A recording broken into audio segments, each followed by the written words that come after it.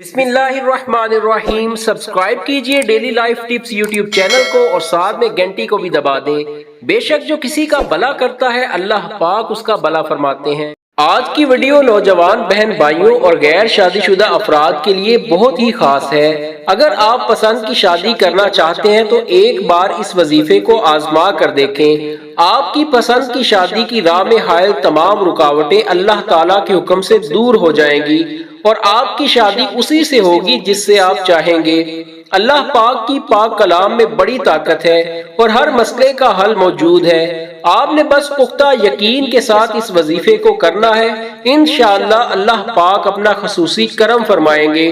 قرآن پاک میں اللہ پاک فرماتے ہیں فَانكِحُوا مَا طَابَ لَكُم مِّنَ النِّسَاءِ مَثْنَىٰ وَثُلَاثَ وَرُبَاعَ۔ ترجمہ: جو تمہیں پسند آئے دو دو اور تین تین اور چار چار کے ساتھ نکاح کرو۔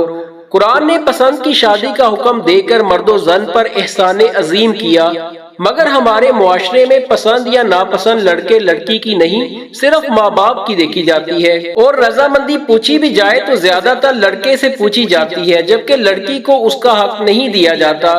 بلا شبہ شادی والدین کے مشورے اور رضامندی سے کرنی چاہیے، مگر والدین کو بھی قرآن کریم کے ان احکام کو پیش نظر رکھنا چاہیے اور اپنی مرضی کو اولاد پر ٹھونسنا نہیں چاہیے، بلکہ لڑکی اور لڑکا دونوں سے رضامندی پوچھنی چاہیے۔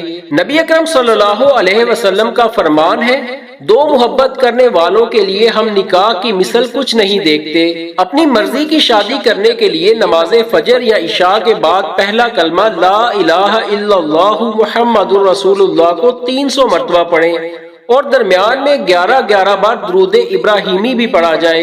یہ عمل 40 دن تک بلا ناغہ کیا جائے تو انشاءاللہ اللہ تعالیٰ اس کی برکت سے آپ کی پسند کی جگہ شادی کی راہ میں حائل تمام رکاوٹیں دور کر دیں گے۔